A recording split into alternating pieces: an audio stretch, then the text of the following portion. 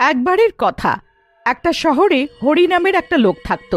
হরির বউ শীতল আর ওর ছেলে রাজু গ্রামে ওর মা বাবার সাথে থাকত। আর হরি শহরে একটা ফ্যাক্টরিতে কাজ করত। আর শহরেই ও একটা ভাড়া বাড়িতে উপরের থাকত।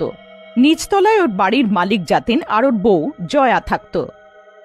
একদিন শীতল ছাতে কাপড় শুকোচ্ছিল, আর রাহুল ওখানেই ওর পেছনে খেলছিল। আমি কাপড় শুকোচ্ছি, তুমি এখানেই খেলো, ঠিক আছে? হ্যাঁ মা। শীতলের ধ্যান কাপড় শুকোনোর মধ্যে ছিল। রাহুল কখন ছাতের কোনায় গিয়ে তলায় তাকাচ্ছিল ও জানতেই পারেনি। রাহুলের ব্যালেন্স বিগড়ে যায় আর ও ছাদ থেকে পড়ে যায়। একতলায় জয়া দাঁড়িয়েছিল। ওর সামনে দিয়ে রাহুল রাস্তায় পড়ে যায়। জয়া ওকে দেখে জোরে চিৎকার করে আর রাস্তায় দৌড়ে যায়, কিন্তু রাহুল মরে গিয়ে থাকে। হে ঠাকুর, এটা কি হয়ে গেল? শীতল আর হরির এবার কি হবে? জয়া রাহুলকে উঠিয়ে উপরে নিয়ে যায়। শীতল উপরে ছাতে কাপড় শুকোনোর পরে রাহুলকে খোঁজে, কিন্তু ও ওখানে ছিল না। ও এখনো এটা জানতেই পেরেছিল না যে ওর ছেলের সাথে কি হয়ে গেছে। এই ছেলেটা এমন হাঁটা শিখলো যে থামেই না।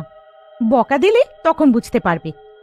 শীতল যখন নিচে আসে তখন দেখে যে জয়া ওর ছেলে রাহুলকে রক্তাক্ত অবস্থায় মাটিতে রেখেছে।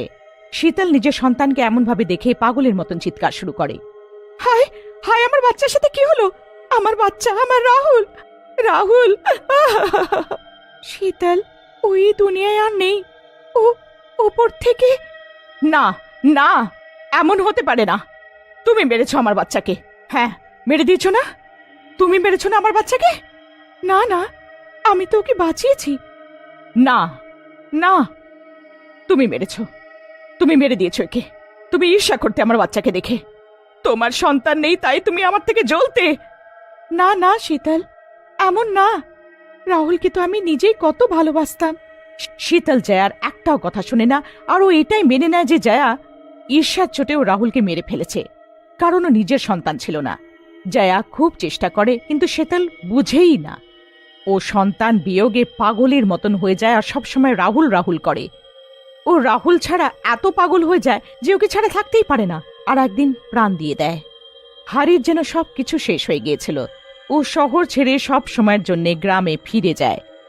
কিছুদিন পরে জয়া জানতে পারে যে ও মা হতে চলেছে, কিন্তু জয়া যখনই উপরতলায় যায় ও যেন কেমন একটা অনুভব করতো, আর ওর শরীর ভালো লাগতো না। ও শীতল আর রাহুলের জন্য খুব চিন্তিত থাকত। শোনো, তুমি দোতলায় তালা মেরে দাও। আমার তো উপরতলায় যেতে মনই করে না, শুধু রাহুল আর শীতলের মুখটাই ভাসে। হ্যাঁ, এমনিতেও তুমি মা হতে চলেছ,